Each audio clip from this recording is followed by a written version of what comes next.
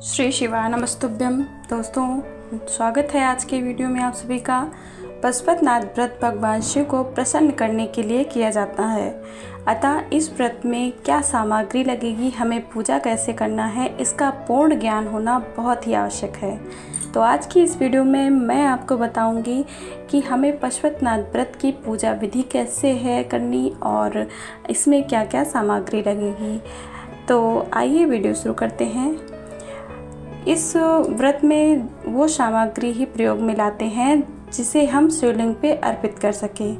हमारे शास्त्रों में कई ऐसी सामग्रियों का वर्णन किया गया है जो भगवान शिव को अति प्रिय है।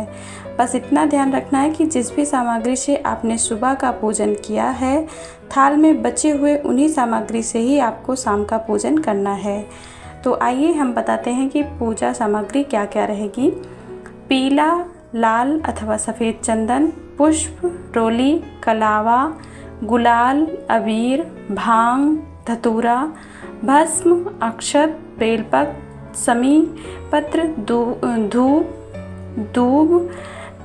दूध, दही, शहद, शक्कर से निर्मित पंचामृत, 1 लोटा जल, शाम की पूजन के लिए 6 दीपक और भगवान शिव को भोग लगाने के लिए घर में बना हुआ कुछ मीठा प्रसाद।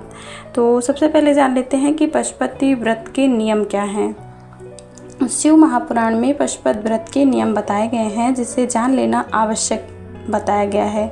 इन नियमों की अनदेखी करके आप पूर्ण फल की प्राप्ति नहीं कर सकते हैं। इसलिए अगर आप भी पशुपति व्रत रखना चाहते हैं तो पूर्ण नियम जानना बहुत ही आवश्यक है। पशुपति व्रत का आपको 5 सोमवार तक पूर्ण पूजन करना है। पशुपति व्रत की पूजन शिव मंदिर में ही करना है। तीसरी सबसे ज़रूरी बात यह है कि पशुपति व्रत के पहले सोमवार की पूजा आपने जिस भी शिव मंदिर में की है, उसी शिव मंदिर में 5वें सोमवार की पूजा आपको अनिवार्य रूप से करनी है। अर्थात पूरे पशुपति व्रत की पूजा एक ही शिव मंदिर में करें।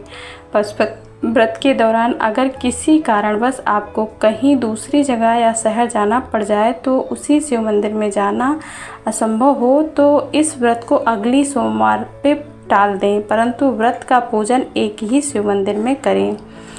पशुपति व्रत में सुबह और शाम के प्रदोष काल में अर्थात दिन में 2 बार शिवलिंग की पूजा करें। व्रत में दिन के दौरान फलाहार करें। शाम के पूजन के बाद आप सेंधा नमक से बनी सात्विक चीज़ें खा सकते हैं। अब हम जान लेते हैं कि इसकी पूजा विधि क्या है। इस व्रत को करने में कुछ विशेष विधि का पालन किया जाता है। तो आइए हम व्रत के विधानों को शुरू करते हैं। पशुपति व्रत की विधि को आम लोगों के सामने रखा जाना बहुत ही ज़रूरी है, क्योंकि बहुत सारे लोग पशुपति व्रत रखते हैं। आप जिस सोमवार से पशुपति व्रत का अनुष्ठान करना चाहते हैं, उस दिन प्रातःकाल उठकर स्नान के पश्चात स्वच्छ वस्त्र पहनें। पशुपति व्रत की पूजा के लिए आप अपने आसपास के किसी एक शिव मंदिर का चयन कर लें। आप 5 सोमवार तक यह पूजन करें। शिव मंदिर जाने से पहले अपनी पूजन की थाल तैयार कर लें। पशुपति व्रत की पूजा की सामग्री का चयन अपनी शक्ति और उपलब्धता के अनुसार ऊपर बताए गए जो मैंने बताया अभी उसके अनुसार सामग्री का चयन कर लें। पशुपति व्रत में पूजा की थाली शाम के पूजन के लिए अलग से नहीं तैयार की जाती, अतः ये ध्यान रखें कि सुबह जो भी पूजन सामग्री आपने थाल में रखी वही उसी में से थोड़ा सा बचा लें शाम के पूजन के लिए, क्योंकि शाम के पूजा की सामग्री अलग से नहीं इकट्ठा की जाती।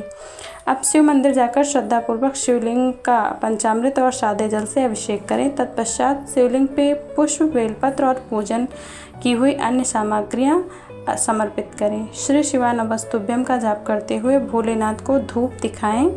अब वापस आने पर वापस अपने घर आ जाएं और शाम की पूजा के लिए उन चीज़ों को इकट्ठा करके रख दें। अगले वीडियो में मैं आपको पशुपति व्रत की शाम की पूजा के बारे में बताऊंगी। दोस्तों, तब तक के लिए नमस्कार।